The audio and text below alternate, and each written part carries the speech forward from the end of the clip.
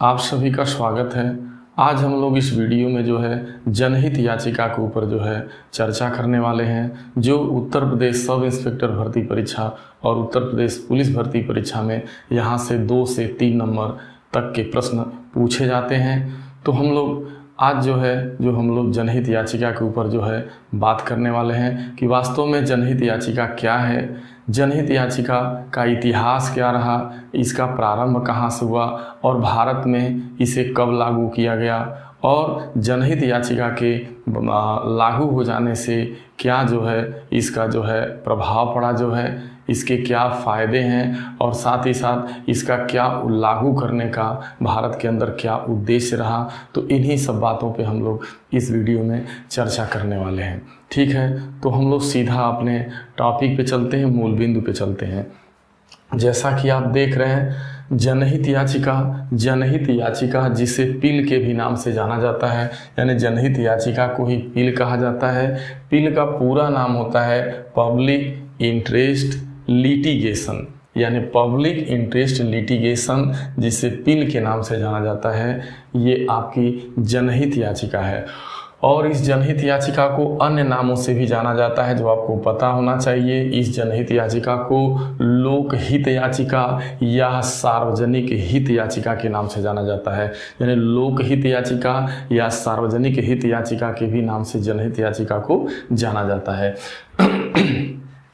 तो अब हम लोगों को ये यहाँ पे जानना बहुत ज़रूरी है कि आखिरकार जनहित याचिका क्या है। तो जैसा कि नाम से ही स्पष्ट है, ऐसी याचिका जो जनहित से जुड़ी हुई हो, जो सार्वजनिक हित से जुड़ी हुई हो, जिसमें जो है बहुसंख्यक लोगों का उस याचिका से जो है क्या होने वाला हो, भला होने वाला हो, उनको लाभ मिलने वाला हो, उनको न्याय मिलने वाला हो।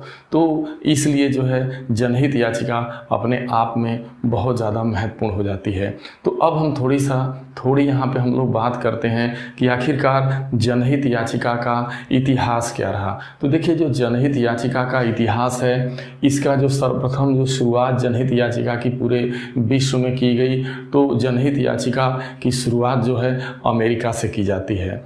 अमेरिका की सुप्रीम कोर्ट यानी वहाँ की न्यायालय ने जो है जनहित याचिका को जो है एक विधि का दर्जा दिया, और वहाँ पे जो है अमेरिका के अंदर इस जनहित याचिका को अन्य नाम से जाना जाता है, जिसका नाम होता है सामाजिक कार्रवाई याचिका। यानी 1961 के अंदर जो है अमेरिका में जो है जनहित याचिका की शुरुआत होती है, प्रारंभ होती है। तो जब आपसे ये प्रश्न पूछा जाए कि जनहित याचिका का प्रारंभ विश्व में सबसे पहले कहाँ से शुरू हुआ, तो आप बताएंगे इसकी शुरुआत अमेरिका से 1961 में होती है। अब बात आती है, देखिए जनहित याचिका हो चाहे न्यायिक सक्रियता, देखिए न्यायिक सक्रियता का ही एक हिस्सा आपका जनहित याचिका है। न्यायिक सक्रियता यानी न्यायपालिका का सक्रिय होना।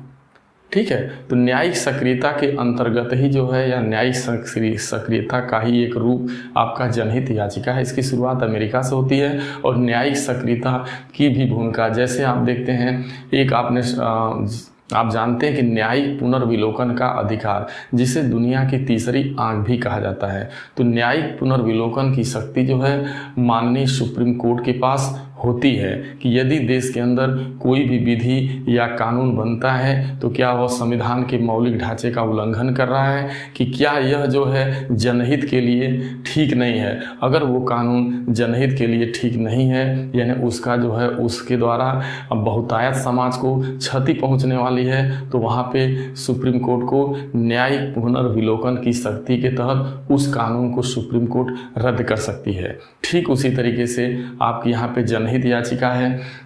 तो देखिए, जनहित याचिका की शुरुआत आप समझ पा रहे हो कि 1961 में अमेरिका से की गई। लेकिन भारत में अब हम ये जानने का प्रयास करेंगे कि जनहित याचिका को आखिरकार भारत में लाए जाने का क्या उद्देश्य था, किस कारण से भारत में जनहित याचिका को लाया गया, और इस जनहित याचिका को भारत के अंदर लाने का श्रेय सर्वप्रथम किसे जाता है। तो देखिए, जनहित याचिका को भारत में लाने का श्रेय जो जाता है वो आपके माननीय उच्चतम न्यायालय के 17वें मुख्य न्यायाधीश, जिनका नाम है PN भगवती। तो भारत के सर्वोच्च न्यायालय के जो 17वें मुख्य न्यायाधीश थे पीएन भगवती, इसका श्रेय जो है उनको जाता है। और उनके साथ ही साथ एक न्यायमूर्ति थे जिसका नाम है वी.आर. कृष्ण अय्यर। तो वी.आर. कृष्ण अय्यर को भी जाता है, तो इन्होंने सहयोग किया था। यानी इन दोनों लोगों का नाम आएगा पीएन भगवती, यानी आज आ जाए कि भारत में जनहित याचिका का प्रारंभ मतलब कौन किया था, तो आप बताएंगे जनहित याचिका का प्रारंभ जो है पीएन भगवती एवं जो है वी.आर. कृष्ण अय्यर द्वारा किया गया। ये मुख्य न्यायमूर्ति थे और ये जो है आपके न्यायमूर्ति थे। तो इन दोनों लोगों को श्रेय जाता है, इसीलिए जो है पीएन भगवती को जनहित याचिका का फादर भी बोला जाता है, जनहित याचिका का पितामह भी बोला जाता है, या भारत में जनहित याचिका का जन्मदाता भी बोला जाता है। तो इस चीज़ को आपको अच्छे से ध्यान में रखना है। तो इस तरीके से भारत में जनहित याचिका की प्रारंभ की गई। अब थोड़ी सी बात करते हैं हम लोग कि आखिरकार जनहित याचिका को जो है भारत में लाए जाने का क्या उद्देश्य था। तो देखिए, जनहित याचिका को भारत में लाए जाने का जो बहुत बड़ा कारण था, जो उद्देश्य है, वो यही था कि सामाजिक आर्थिक रूप से कमज़ोर वर्ग के लोगों को न्याय मिल सके। यानी ऐसे व्यक्ति जो सामाजिक एवं आर्थिक रूप से कमज़ोर हैं, ऐसे व्यक्तियों को जो है न्याय मिल सके। यानी जो है व्यक्ति, अगर उस व्यक्ति के खिलाफ अगर जो विधिक अधिकार जो भारत के हर नागरिक को मिला हुआ है, अगर उस विधिक अधिकार का उसके कहीं न कहीं से अतिक्रमण हो रहा है और वह व्यक्ति जो है सामाजिक एवं आर्थिक रूप से कमज़ोर है, वो न्यायालय की शरण में नहीं जा सकता, वो न्यायालय का दरवाज़ा नहीं खटखटा सकता, तो यहाँ पे कोई अन्य व्यक्ति, यानी उस व्यक्ति पीड़ित व्यक्ति के अलावा अन्य व्यक्ति या अन्य समाज का कोई संगठन या समूह जो है उस व्यक्ति के अगेंस्ट में जनहित याचिका दायर कर सकता है। ये इसलिए भारत में इसकी आवश्यकता समझ में आई। दूसरी बात करते हैं मौलिक अधिकारों को सार्थक रूप प्रदान करना। देखिए, भारतीय संविधान द्वारा नागरिकों को मौलिक अधिकार तो प्रदान किए गए हैं, बट यदि अगर मौलिक अधिकार का कहीं हनन होता है, उस व्यक्ति को, जैसे कोई मान लीजिए कि कैदी हैं, बहुत सारे जेलों में आप जाएंगे तो कैदियों के साथ जो है बहुत अमानवीय व्यवहार किए जाते हैं और उनकी बहुत ज़्यादा दुर्दशा है। यानी देखा जाए तो जो उनको मौलिक अधिकार एक नागरिक होने के नाते मिला है, उसका भी बहुत ज़्यादा वहाँ पे उनका हनन हो रहा है। तो ऐसे में जो है कोई भी व्यक्ति जो है जा करके ऐसे जनहित याचिका के खिलाफ, जैसे अभी जो है अभी मैं एक इतिहास आपको बताऊंगा, जो बिहार राज्य बनाम जो है वो कैदियों को लेकर के ही जुड़ा हुआ है, तो वो बात वहाँ पे समझ में आएगी आपको। तो इस कानून को लाने का ये उद्देश्य था। और जो तीसरी बात है वो ये है कि विधि के शासन की रक्षा हो। यानी जो विधि का शासन है, जो विधायिका द्वारा जो देश को चलाने के लिए जो कानून बनाए गए हैं, जो आपका भारतीय संविधान में जो कानून बने हैं, वह विधि का शासन कायम रहे। यानी विधि का शासन कायम रहे, नागरिक के मौलिक अधिकारों की अच्छे से उसका अनुपालन हो सके, जो उनको अधिकार दिया गया है वो मिल सके, साथ में आर्थिक, सामाजिक एवं राजनीतिक रूप से जो समाज का जो कमज़ोर व्यक्ति का जो कमज़ोर तबका है, ऐसे व्यक्ति जो है न्यायालय के दरवाजे तक नहीं पहुंच सकते, तो ऐसे व्यक्ति को न्याय दिलाने के लिए जो है ये जो है देश के अंदर जनहित याचिका की शुरुआत की गई। अब थोड़ा सा बात कर लेते हैं। देखिए, जनहित याचिका का बहुत बड़ा व्यापक क्षेत्र है।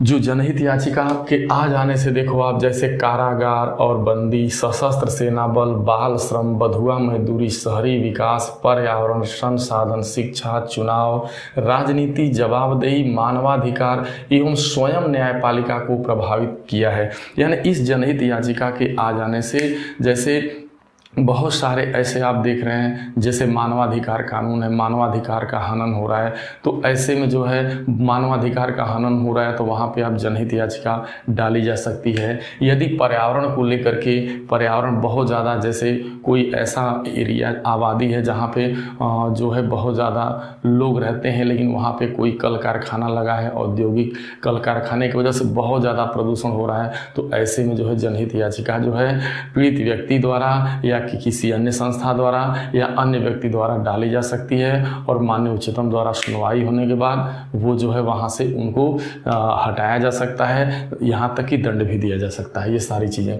तो इस जनहित याचिका के आ जाने से इन सभी, जैसे आज की डेट में बधुआ मजदूरी, पहले बधुआ मजदूरी था, बाल श्रम था, ये बहुत सारे ऐसे विषय हैं जो जनहित से, देखिए आपको एक चीज़ यहाँ पे समझना है कि आप उन्हीं मामलों में वो देखो, यह जनहित याचिका है कि नहीं, इसका निर्णय लेने का कौन अधिकारी है। तो ये प्रश्न बार बार पूछा गया है कि कौन सी याचिका जनहित याचिका होगी, इसका निर्णय कौन करेगा। तो इसका निर्णय करने का काम जो है माननीय उच्चतम न्यायालय एवं उच्च न्यायालय करती है कि कौन याचिका जनहित याचिका। आप अगर जनहित याचिका पे डालते हैं तो उस पर सुनवाई, अगर वो जनहित याचिका वास्तव में न्यायालय को लगेगा तो उस पर सुनवाई होगी और वो जो है उस पर निर्णय आपका जनहित में आएगा। ठीक है, अब थोड़ा सा बात कर लेते हैं, यहाँ पे विषय क्षेत्र हो गया। अब थोड़ा यहाँ चल लेते हैं। देखिए अब थोड़ा यहाँ पे आओ, आप देखिए जनहित याचिका भारतीय कानून में सार्वजनिक हित की रक्षा के लिए, देखिए लिखा गया कि जनहित याचिका भारतीय कानून में सार्वजनिक हित की रक्षा के लिए मुकदमा का प्रावधान है। एक तरीके से यह एक सार्वजनिक हित की रक्षा के लिए यह एक मुकदमा का प्रावधान है। यह सामान्य अदालती याचिकाओं से अलग है। जैसे जो सामान्य जो अदालती याचिकाएं होती हैं, जो पीड़ित व्यक्ति होता है वही न्यायालय की शरण लेता है, वही न्यायालय में जाता है, उसी को न्याय मिलता है। लेकिन यह जो याचिका है यह बिल्कुल अलग हटके है, उससे अलग हटके है कि जो पीड़ित व्यक्ति है यह जरूरी नहीं कि वही व्यक्ति न्यायालय में जाए, उससे संबंधित कोई अन्य व्यक्ति भी न्यायालय की शरण में जा सकता है और वह जो है याचिका मानी जाएगी। इसमें आवश्यक नहीं है कि पीड़ित पक्ष स्वयं अदालत जाए, यह किसी भी नागरिक या स्वयं अदालत द्वारा पीड़ित के पक्ष में दायर किया जा सकता। इतना ही नहीं, ऐसे मामलों को, बहुत सारे मामलों को कोर्ट जो होता है, जो न्यायालय होता है, वो स्वयं संज्ञान में लेकर के भी सुनवाई कर सकता है। जैसा कि कोरोना काल में आपने देखा कि बहुत सारा जब पेपर और मीडिया में जब तमाम प्रकार की घटनाएं घट रही थी, तो ऐसे में जो है सुप्रीम कोर्ट एवं हाई कोर्ट ने बहुत सारा बीच बीच में गाइडलाइन जारी किया था। तो वह ऐसा जो गाइडलाइन सुप्रीम कोर्ट द्वारा जो जारी की गई थी, स्वतः संज्ञान में लेकर के ये मतलब कि जनहित को लेकर के, तो ऐसी ही याचिकाओं को जो है हम लोग जनहित याचिका पे जो है सुनवाई स्वयं माननीय जो अदालत है वो स्वयं उसको संज्ञान में लेकर के भी करती है। ठीक है, जरूरी नहीं कि पीड़ित व्यक्ति जाए, अन्य व्यक्ति जाएगा या स्वयं अदालत संज्ञान में ले लेती है। चलिए ये बात हो गई। अब क्षेत्र पे अब देखिए ये बड़ी बात यहाँ पे निकल, देखिए पील का, देखिए सबसे बड़ा चीज़ है कि जो पील थी, जो जनहित याचिका का मध्यम वर्ग ने स्वागत किया। देखिए मध्यम वर्ग के लिए ही ये कानून बनाया गया।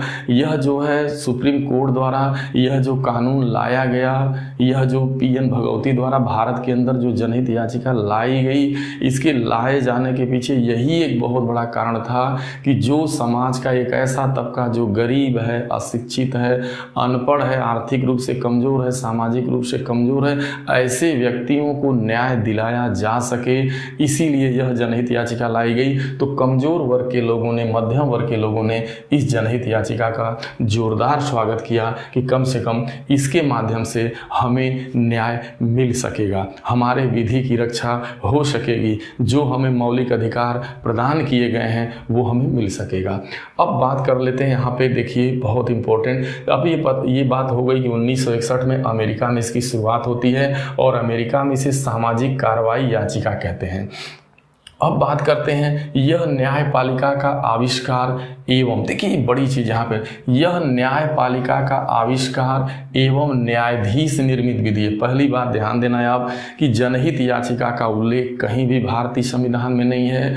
इसका सीधा सा संबंध जो है वो डायरेक्ट जो है आपके जो है न्यायालय से है, यानी न्यायालय द्वारा अपनाई गई यह विधि है। न्यायालय द्वारा यानी ऐसे मामलों को, सार्वजनिक मामलों को स्वयं सुप्रीम कोर्ट संज्ञान में ले करके उस पर कार्रवाई करती है। तो ये एक जो है मतलब जो है न्यायालय द्वारा अपनाई गई एक विधि है। इसका भारतीय संविधान में कहीं उल्लेख नहीं, क्योंकि यहीं से UPSI में प्रश्न बनता है।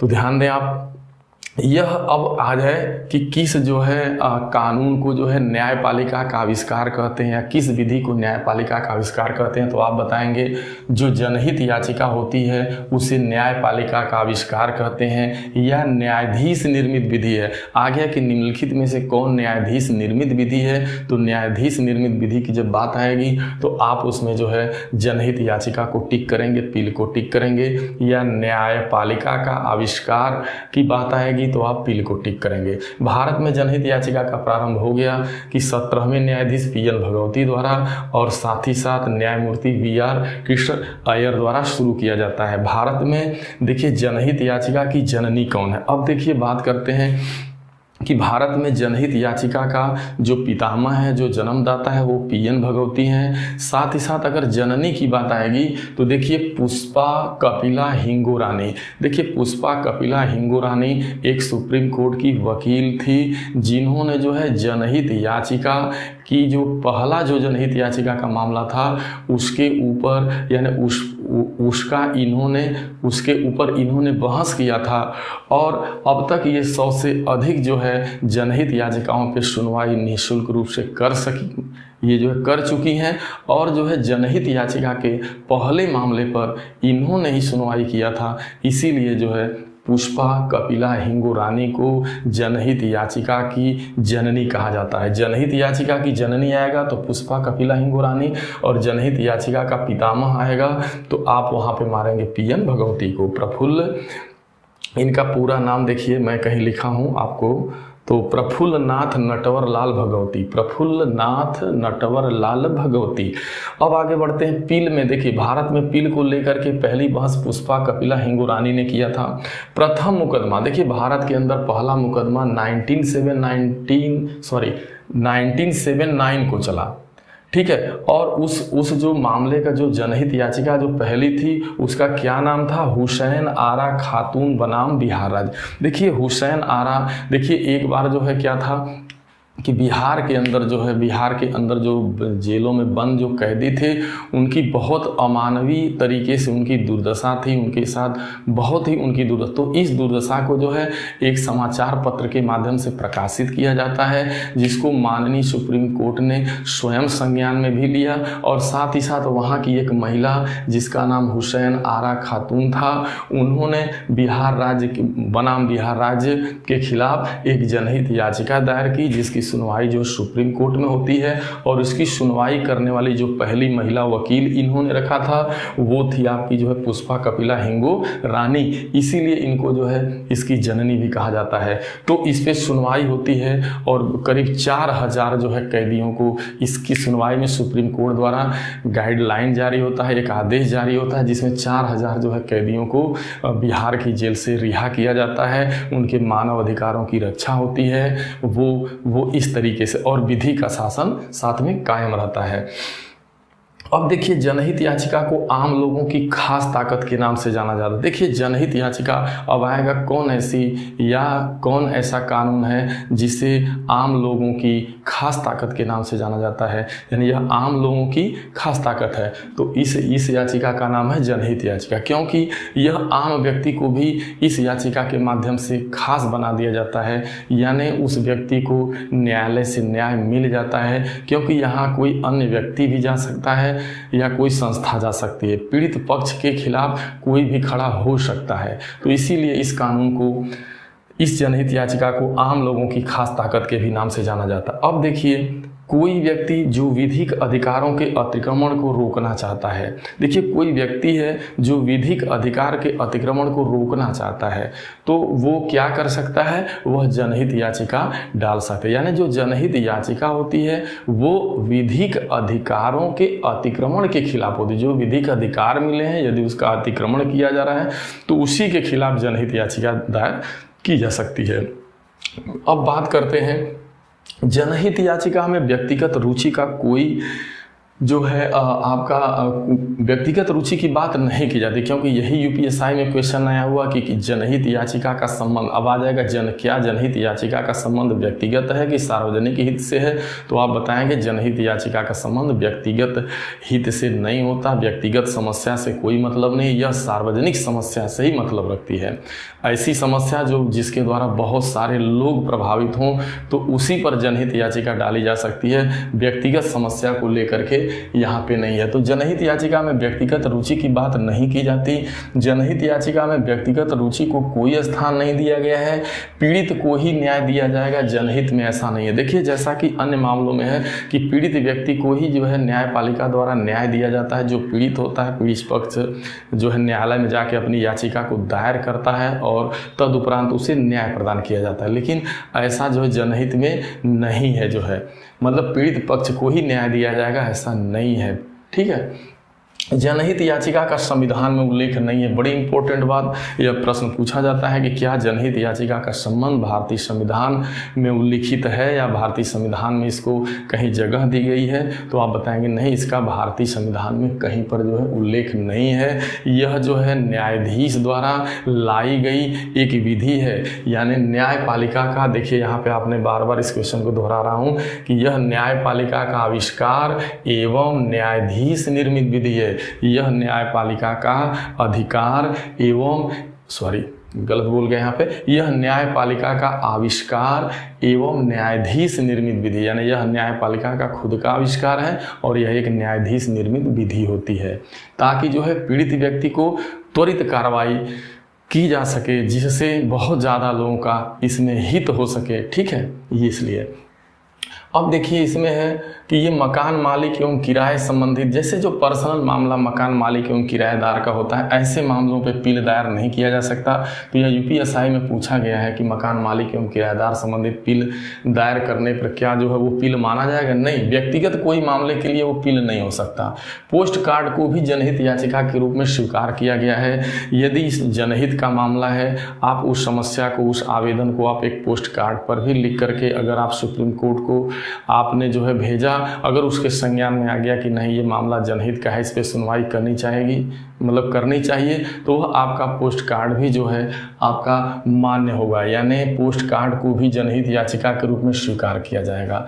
अब देखो ये बड़ा इंपॉर्टेंट क्वेश्चन जो यूपीएसआई में पूछा गया है, राज्य के साथ निजी संस्थान के विरुद्ध भी पील लाया जा सकता है। यानी राज्य का मतलब आप समझ रहे हैं सरकारों से मतलब है, यानी राज्य के साथ साथ निजी संस्थानों के साथ भी पील को लाया जा सकता है। यानी पील के दायरे में निजी संस्थान भी आते हैं, राज्य के साथ साथ निजी संस्थान के विरुद्ध भी पील को लाया जा सकता है। आगे बढ़ते हैं, जनहित याचिका सुप्रीम कोर्ट एवं हाई कोर्ट दोनों में दायर की जाए। अब देखिए यह प्रश्न पूछा गया यूपीएसआई में कि क्या जनहित याचिका को केवल उच्चतम न्यायालय में, केवल उच्चतम न्यायालय में, केवल उच्च न्यायालय में, दोनों में, इनमें से कोई नहीं। तो देखिए जो जनहित याचिका होती है उसको जो है उच्चतम न्यायालय एवं उच्च न्यायालय दोनों में दायर किया जा सकता है। अभी मैं इसकी बात करने वाला हूँ, यही मेन है, इस पर अभी बात होगी आपसे। ठीक है, कभी कभी आप देख रहे हैं कभी कभी स्वयं याचिकाकर्ता ही पील पर देखिए कभी कभी क्या होता है कि जनहित याचिका आपने दायर किया और आपका कोई वकील जो है उस पर बहस करने को तैयार नहीं है, तो ऐसे में जो व्यक्ति होता है, जो पील दायर करने वाला व्यक्ति भी उस मामले के खिलाफ जो है अगेंस्ट में खड़ा होकर के बहस कर सकता है। यह अधिकार जनहित याचिका के अंतर्गत है। जरूरी नहीं कि आप वकील करो, आप अपनी बात रख सकते हैं। ठीक है, यदि दायर जनहित याचिका, कहता दायर जनहित याचिका यदि कोर्ट द्वारा स्वीकार कर ली गई, यानी आपने यदि कोई जनहित याचिका कोर्ट में दायर किया और वो स्वीकार करने के बाद एक बार उस पर सुनवाई हो गई है, तो यदि आप उस जनहित याचिका को वापस लेना चाहेंगे तो ऐसा नहीं है, वो जनहित याचिका वापस नहीं हो सकती। और यदि ऐसा करते हैं तो इसके लिए दंड का भी प्रावधान है। इसके लिए एक मामला चला था जिसका नाम था सीलावार से बनाम भारत संघ में सुप्रीम कोर्ट ने एक गाइडलाइन जारी कर दी कि यदि किसी जनहित के मामले को कोर्ट के अंदर लाया जाता है, उसको स्वीकृति मिलने के बाद यदि एक बार उस पर सुनवाई हो गई तो वो मामला वापस नहीं हो सकता है। ठीक है, यह कहा गया सीलावार से बनाम भारत संघ में, यह पूछा गया क्वेश्चन है। ठीक है, यानी वो जनहित याचिका वापस होने वाली नहीं है। अगर ऐसा आप करते हैं तो फिर इसके लिए आपको दंड का प्रावधान है, आप अर्थदंड एवं दंड दोनों के भागी होंगे, क्योंकि आपने जो है कोर्ट का समय एवं पैसा दोनों पर, यानी आपने कोर्ट का गलत समय और कोर्ट का ध्यान जो है गलत जगह आकृष्ट कराया और समय बर्बाद किया, तो इसके लिए आपको दंड का प्रावधान होगा। अपील को स्वयं अदालत संज्ञान में ले सकती है। देखिए जनहित याचिकाओं को ये पहले ही बता दिया गया कि जनहित याचिका को अदालत स्वयं संज्ञान में लेती है, या तो कोई पीड़ित व्यक्ति के अलावा अन्य व्यक्ति भी जा सकता है, कोई संस्था जा सकता है, कोई वर्ग समूह जा सकता है, या न्यायालय स्वयं संज्ञान में लेती है। कोई याचिका अपील, बड़ी इंपॉर्टेंट क्वेश्चन, कोई याचिका अपील है कि नहीं, इसका निर्णय लेने का कौन अधिकारी है? तो कोई याचिका अपील है कि नहीं, इसका निर्णय लेने का अगर कोई अधिकारी है तो माननीय सुप्रीम कोर्ट है और हाई कोर्ट भी, यानी सुप्रीम कोर्ट। यानी इस तरीका अगर तो कोई जनहित याचिका, वो जनहित याचिका है कि नहीं, इसका निर्णय कौन करेगा? तो न्यायालय करेगी, यानी उच्चतम न्यायालय करेगी। ठीक है, यहाँ पे सारी बातें होंगी। अब थोड़ा सा बात करते हैं कि जनहित याचिका के दायर की प्रक्रिया। देखिए जनहित याचिका को कहाँ दायर किया जा सकता है? तो जनहित याचिका को जो है 2 स्थानों पे दायर किया जा सकता है। उसकी सुनवाई 2 जगह पर होगी। बार बार बात हो रही है, एक तो हो रही है उच्चतम न्यायालय, दूसरी हो रही है उच्च न्यायालय, यानी सुप्रीम कोर्ट, हाई कोर्ट। तो सुप्रीम कोर्ट को जो है अनुच्छेद 32 के तहत पावर मिला हुआ है, यानी अनुच्छेद 32 के तहत जो है जनहित याचिका पे सुनवाई करेगा। ये बहुत इंपॉर्टेंट क्वेश्चन है कि उच्चतम न्यायालय जनहित याचिका पर अनुच्छेद 32 के तहत सुनवाई करेगा, और जो उच्च न्यायालय होता है वो जनहित याचिका पर 226 के तहत सुनवाई करेगा। ये बार बार पूछा गया क्वेश्चन है। ठीक है, 226 अनुच्छेद 226 और ये अनुच्छेद 32। अब देखिए यदि आप यहाँ आवेदन करना चाहते हैं, यहाँ भी प्रश्न पूछा गया है कि यदि आप जो है जनहित याचिका को, यदि आप जो है अगर आप उच्चतम न्यायालय में दाखिल करना चाहते हैं तो आपको आवेदन की कितने प्रति की ज़रूरत होगी? तो यदि आप जनहित याचिका को उच्चतम न्यायालय में आवेदन करना चाहते हैं तो आपको 5 प्रति की आवश्यकता होगी। यदि आप जनहित याचिका को उच्चतम न्यायालय के अलावा हाई कोर्ट में दाखिल करना चाहते हैं तो वहाँ पे आपको जो है 2 प्रति चाहिए। हाई कोर्ट के लिए 2 प्रति और सुप्रीम कोर्ट के लिए 5 प्रति की आवश्यकता पड़ती है। ये चीज़ आपको समझ में आ गई। अब चलो बात कर, ये बड़े इंपॉर्टेंट है भाई, अनुच्छेद 32 और अनुच्छेद 226। अब आपको पता है कि नागरिकों के मौलिक, ये प्रश्न कई बार प्रतियोगी परीक्षाओं में, खास करके पुलिस परीक्षा और सब इंस्पेक्टर भर्ती परीक्षा में पूछा जाता है कि नागरिकों के मौलिक अधिकारों की संरक्षक कौन है? तो नागरिकों के मौलिक अधिकारों की जो संरक्षक संस्था है वो माननीय उच्चतम न्यायालय एवं जो है आपकी जो है उच्च न्यायालय होती है। ठीक है, ये चीज़।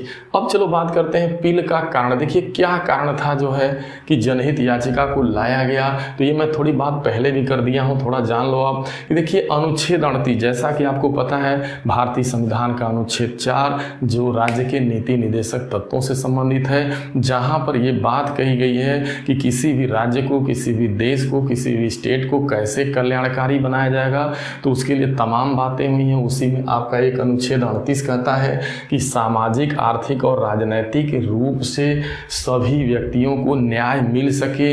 ये सभी राज्य की नैतिक जिम्मेदारी बनती है कि वहाँ के यानी राज्य के अंदर रहने वाले नागरिकों को सामाजिक, आर्थिक और राजनीतिक रूप से न्याय को सुनिश्चित किया जाए। तो इसको सुनिश्चित किया जाए, इसको कराने का काम राज्य सरकारों का है, ये जिम्मेदारी है। बट अगर ऐसी जिम्मेदारी का निर्वहन नहीं किया गया तो इसी निर्वहन के लिए जो है उनके कर्तव्यों की याद दिलाने के लिए आप जनहित याचिका यहाँ दायर कर सकते हैं, अपील दायर कर सकते हैं।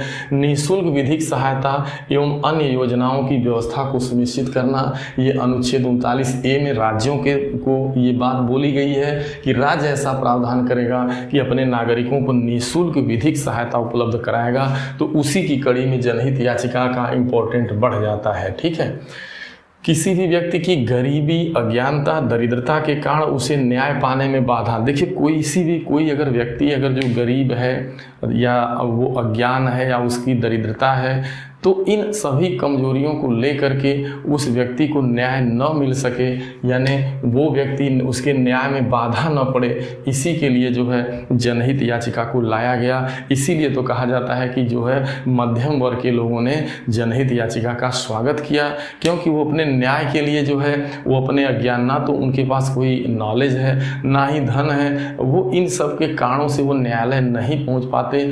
और देखा जाए तो एक तरीके से विधि का का शासन उनके साथ, तो उनको लगता है कि नहीं, समाज में कहीं पर न्याय नहीं है। लेकिन अगर इस याचिका के द्वारा उन्हें न्याय मिलता है तो उन्हें ये एहसास होता है कि नहीं, वास्तव में हमारे देश में विधि का शासन कायम है। ठीक है, उद्देश्य पे बात हम लोगों ने कर लिया है।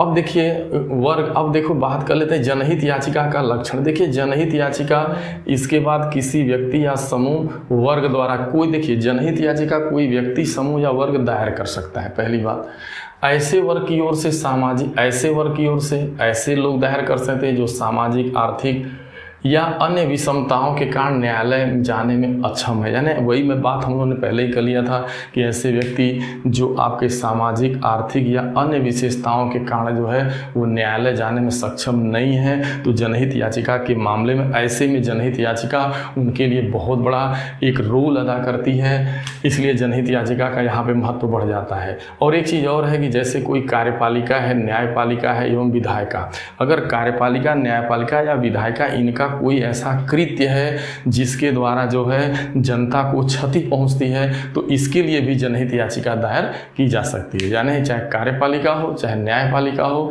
चाहे विधायिका हो, अगर इनके द्वारा कोई ऐसा कृत्य किया जाता है जो जनता को क्षति पहुंचाता है, जिसके द्वारा मानव अधिकारों का हनन होता हो, सार्वजनिक क्षति पहुंचती हो, तो ऐसे के लिए भी वहाँ पे जो है जनहित याचिका डाली जा सकती है।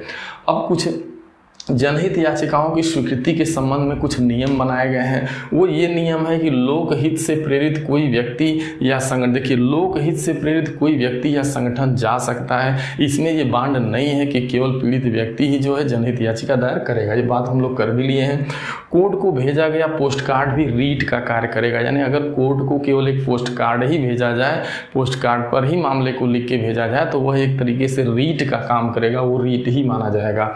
न्यायालय को अधिकार होगा कि वह सामान्य न्यायालय, अब देखिए जनहित याचिका के ऊपर न्यायालय को ये अधिकार प्राप्त होता है कि वह जो है न्यायिक शुल्क को माफ कर सकता है। यानी वो न्यायालय चाहे तो इसके लिए कोई न्यायिक शुल्क भी नहीं लेगा, क्योंकि मामला जनहित का है, तो माफ भी कर सकता है। यह अधिकार कोर्ट को दिया गया है। और ये राज्य के साथ साथ निजी संस्थाओं के, ये बड़ी इंपॉर्टेंट क्वेश्चन जो बार बार पूछा जा रहा है, ये राज्य के साथ साथ निजी संस्थाओं के विरुद्ध भी लाया जा सकता है। तो आता है क्या जो है जनहित याचिका को राज्य के साथ साथ निजी संस्थाओं के साथ भी लाया जा सकता है जनहित याचिका को? तो आपका जवाब होना चाहिए हाँ, राज्य के साथ साथ निजी संस्थाओं के विरुद्ध भी इसे लाया जा सकता है। अगर निजी कोई संस्था, कोई कंपनी अगर जो है ऐसा काम करे, जैसे मान लीजिए कोई प्राइवेट कंपनी है और आपके क्षेत्र में उसने कंपनी लगा दिया और उसकी कंपनी बहुत ज़्यादा पर्यावरण को प्रदूषित कर रही है, तो ऐसे हालात में जो है जनहित याचिका वहाँ पे डाली जा सकती है किसी भी पीड़ित व्यक्ति के द्वारा या अन्य व्यक्ति के द्वारा, समूह के द्वारा, और उसके खिलाफ जो है जनहित याचिका आप डालेंगे तो उस पर सुनवाई होगी। जब सुनवाई होगी तो वहाँ पे 3 लोगों को जो है रीट में, एक तो सरकार को जाएगा, एक तो सरकार यानी राज्य को जाएगा, एक नोटिस राज्य को जाएगी, एक नोटिस जो है पर्यावरण भर्ती बोर्ड को जाएगी। क्योंकि पर्यावरण भर्ती बोर्ड इसीलिए बनाया गया है कि यदि पर्यावरण के अंदर कहीं भी कोई प्रदूषण फैलाता है तो उसकी आप निगरानी करो, और साथ में एक उस निजी कंपनी को जाएगी। 3 लोगों को नोटिस जाएगी, फिर उसके बाद सुनवाई होगी। तो ये बात आपको समझना पड़ेगा कि राज्य के साथ साथ निजी संस्थानों के विरुद्ध भी लाया जा सकता है। अब इसका फ़ायदा क्या हुआ? जनहित याचिका के लागू हो जाने से फ़ायदा ये हुआ कि पहली बात तो भ्रष्टाचार मुक्त प्रशासन हो गया, यानी भ्रष्टाचार कम होता है, नागरिक के मौलिक अधिकारों की सुरक्षा एवं संरक्षा होती है, आर्थिक रूप से कमज़ोर लोगों को न्याय मिलता है, और कार्यपालिका तथा विधायिका को संवैधानिक कर्तव्यों के निर्वहन के लिए उसको बाध्य किया जाता है। तो इस तरीके से आपने देखा कि ये जनहित याचिका, तो आपको ये समझ में आएगा कि वास्तव में जनहित याचिका क्या है, इसकी शुरुआत कहाँ से हुई। और तो ये मेरी जो है जनहित याचिका के ऊपर जो है ये पहली वीडियो थी, ये पार्ट 1 था। अभी इसका पार्ट 2 हम लेकर के आएंगे, जिसमें अब तक जो है उत्तर प्रदेश पुलिस परीक्षा तथा उत्तर प्रदेश जो सब इंस्पेक्टर भर्ती परीक्षा उनमें जितने भी क्वेश्चन आए हैं, अभी तो हमने एक भी वाद पे चर्चा आपसे नहीं की। बस केवल आपने देखा केवल हुसैन आरा खातून बनाम बिहार राज्य, और एक आपने देखा सिलावार से बनाम भारत संघ। इन 2 मामलों पे ऐसे तमाम जनहित याचिकाएं जो 15-20 जनहित जनहित याचिकाएं हैं जहां से बार बार प्रश्न पूछे जाते हैं, उसको हम लोग को अच्छे से समझना है। तो इसके लिए हम लोग वीडियो का पार्ट 2 लेकर के आ रहे हैं और पार्ट 2 में आपको इसके बारे में जानकारी दी जाएगी। तो यदि आप पार्ट 2 तभी समझ में आएगा जब आप पार्ट 1 के बारे में अच्छे से जानते हैं कि वास्तव में जनहित याचिकाएं क्या हैं, इनके लाए जाने का क्या उद्देश्य था, इनका इतिहास क्या रहा, जनहित याचिका कैसे दायर की जाती है, जनहित याचिका को दायर कहाँ पर किया जाता है, इसकी क्या शर्तें हैं, ये सारे, और इसकी शुरुआत कैसे कैसे हुई। तो ये सब हम उम्मीद और विश्वास रखते हैं कि ये आपको बहुत अच्छे से समझ में आया होगा। यदि ये वीडियो आपको अच्छे से समझ में यदि आपको आया है तो इसे ज़्यादा से ज़्यादा लोगों में आप जो है शेयर करें और लाइक करें। यदि आप हमारे चैनल पे नए हैं तो आप हमारे चैनल को सब्सक्राइब करें ताकि हमें अगली वीडियो बनाने का एक साहस मिलता रहे। थैंक यू, धन्यवाद।